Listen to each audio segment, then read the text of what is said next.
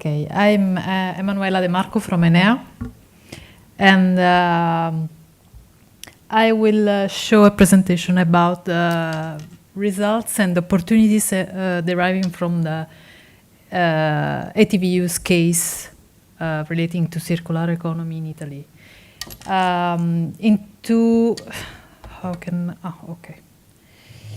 In 22, so the approval of the Italian National Strategy for Circular Economy, which is a programmatic document that aims to define institutional policies to ensure transition to a circular economy by identifying action, objectives, and measures.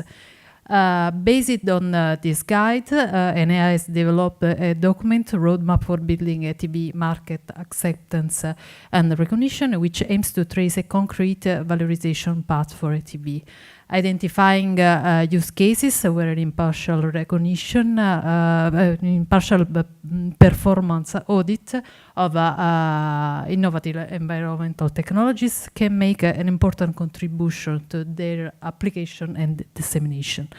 The roadmap document identifies a series of actions and actors supporting them, and use cases have been defined following the identification of real benefits or expected benefits that the adoption of ETV as a third-party verification of performance of technologies in specific contexts can generate. Simply, those actions that contribute to transition of ETV from cost to added value. It was therefore decided to outline ETV use cases, linking them to specific goal of the strategy, of the Italian strategy. The first one is support companies, especially SMEs that are representative of Italian industrial system, to adopt technologies and methodologies and tools to steer them towards efficient and sustainable resource management. The second goal is to create a market for secondary raw materials and facilitate also from a regulatory point of view the procedures for the end of waste. The third goal is to create all the necessary conditions to strengthen the byproducts market by also providing tools that facilitate the exchange between companies and with a special view to industrial symbiosis.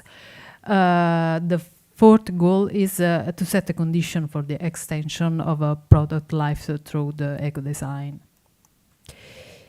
The problem identification, the barrier identification is an important, really important step in directing the analysis of a specific problem.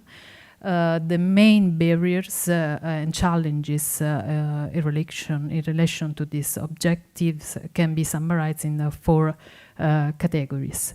The first, cultural barriers, mainly related to the lack of awareness and capacity of companies and market to embark on innovation paths in the circular economy, in industrial symbiosis in particular. The objective in this case is first of all to promote and disseminate knowledge on the effective advantages deriving from an efficient use of resources and clear rules on end of waste. The second kind of barriers are normative, quindi regulatory barriers linked to a lack of a complete, organic and standardized framework of rules, tools and policies supporting circularity. This, in reference to industrial symbiosis, is due to the lack of mandatory product certification, lack of clarity in definition of waste and byproducts, and therefore a lack of a reference standard. The objective in this case is to define a framework, a clear framework of rules, a standard for the transformation of waste into resources.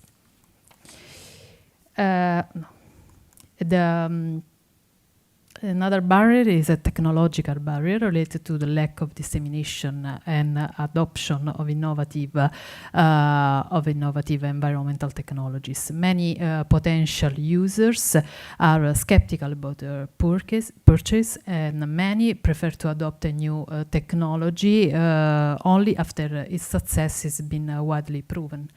And this greatly hampers the upscaling process. And many technologies remain at pilot scale or do not find a favorable environment for the diffusion in the market. The objective in this case is to create the condition and provide the tools to validate innovative technologies and make them applicable on industrial scale and accepted on a competitive market. The last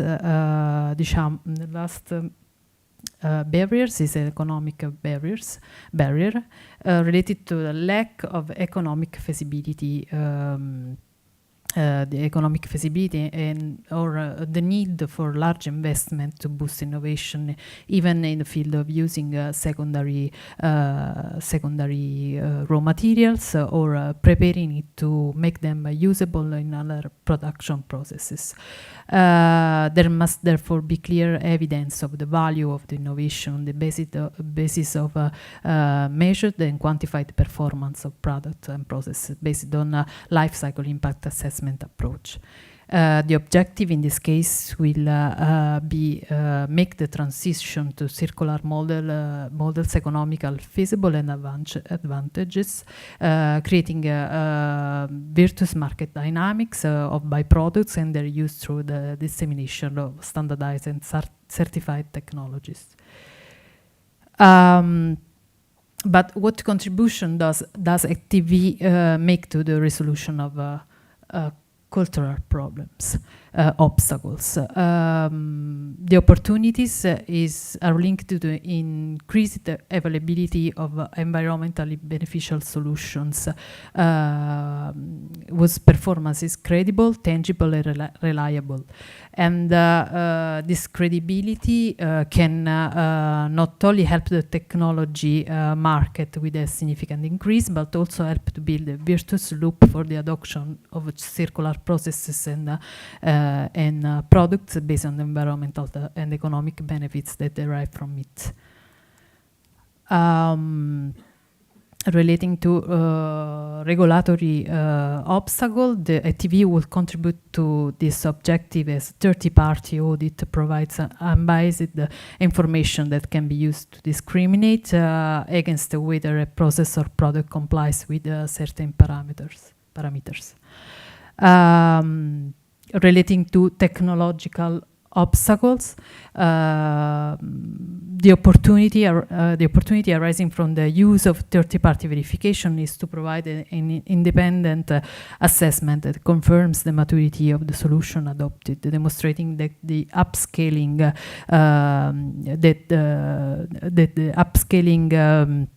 process can take place without any risk. In addition, ETV can provide the information needed for the technology to be a best available technique. Relating to market obstacles, economic obstacles, ETV in this case, the presence of ETV verification can work as a mechanism to direct incentives on purchase of innovative green technologies, favoring the market and the spread of the technologies. In conclusion, ETV can be an extremely valuable tool to cover a multiplicity of rules and be an element that facilitates transition to circular models, can be a proof of effectiveness in reducing the use of virgin raw materials and energy, enhancing the application of and deployment of proven and reliable technologies that have proven to increase the efficiency of companies and limit the impact on the environment.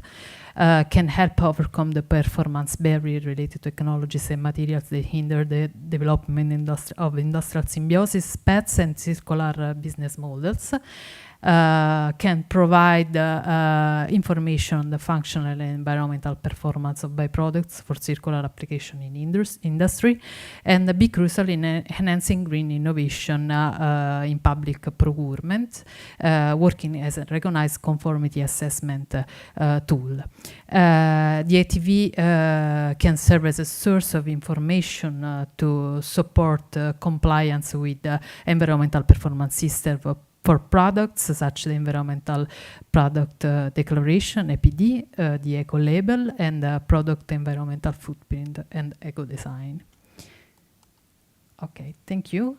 And I only want to thank the ENEA colleagues working on LIFEproETV project, and especially Silvia Sbaffuni is not here now. But I want to thank her for everything. Thank you.